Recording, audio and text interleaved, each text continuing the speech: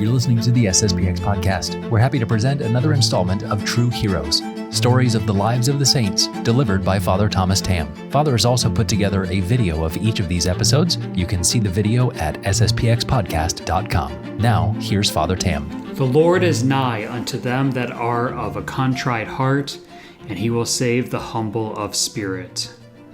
Hello, my friends, and welcome to True Heroes. Today we are going to look at the lives of Saints Marcellinus, Peter, and Erasmus, who were clergy and martyrs of the 4th century, sacrificing their lives for the spread of the Catholic faith.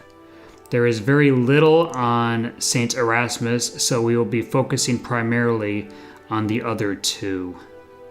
Let us begin their story. Marcellinus was a priest, and Peter was an exorcist. An exorcist is one who has been given special powers by the church to cast out the devil.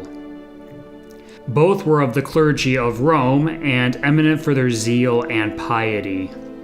In the persecution of Diocletian about the year 304, they were condemned to die for their faith, and by a secret order of the judge, the executioner led them into a forest, that the holy men being executed privately, no Christians might be acquainted with the place of their burial, of their execution. According to a legendary account of their martyrdom, the two Romans saw their imprisonment as just one more opportunity to evangelize, and managed to convert their jailer and his family. When the executioner had brought them into a thicket overgrown with thorns and briars 3 miles from Rome, he declared to them his bloody commission, what his mission was going to be. The saints cheerfully fell to work themselves, grabbed up the brambles, and cleared a spot fit for their sepulchre. After they were beheaded, their bodies were buried in the same place. Some time later, Lucilla, a pious lady, being informed by revelation and assisted by another devout lady named Firmina, took up their bodies and honorably interred them near that of St. Tiburtius on the Lavican road in the catacombs. Pope St. Damasus says that he heard the story of these two martyrs from their executioner, who became a Christian after their deaths, and he inserted the story in a Latin epitaph with which he adorned their tomb. Anastasius the librarian testifies from ancient registers that Constantine the Great built here a church in honor of these martyrs, in which he caused his mother, St. Helena, to be buried under a tomb on the Lavican road 3 miles from Rome, and that he gave to this church a paten weighing 35 pounds of pure gold with many other rich presents. Though we know very little about these two martyrs under Diocletian, there is no question that the early church venerated them.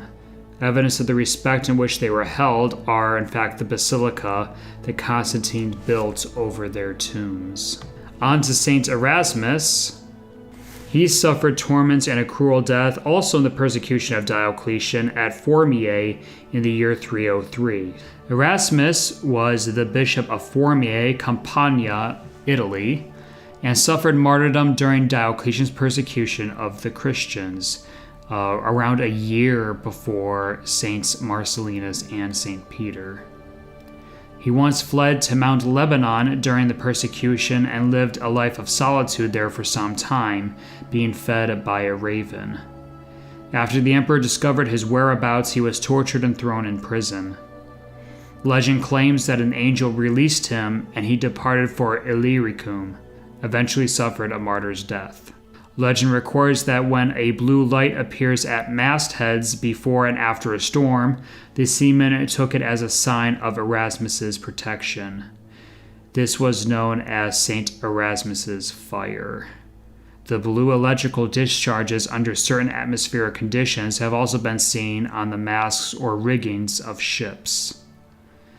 It's not quite sure why seamen invoked him so much, or why he was attributed so much to the sea. There's nothing in his life that seems to indicate this at all, but he was very much considered the protector of seamen, and precisely because of at least some of these miracles.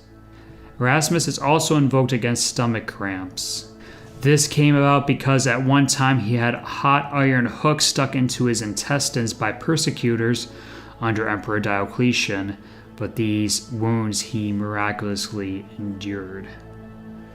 From the lives of these martyrs, let us learn to be willing to give up all to follow Christ. We have the example of the apostles who gave up everything as soon as Christ called them. Matthew was at a counting table and left everything there when Christ came and said, "Follow me." A bunch of the apostles who were fishermen, including St. Peter and St. Andrew, left their fishing vessels immediately and followed Christ when he said, "Follow me." We need to be willing to do the same. We probably won't be asked to leave everything behind, but we have to be ready and willing to do so.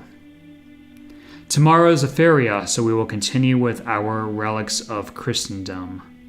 Until then, God bless you all, my friends. Saint Marcellinus, Peter, and Erasmus, pray for us.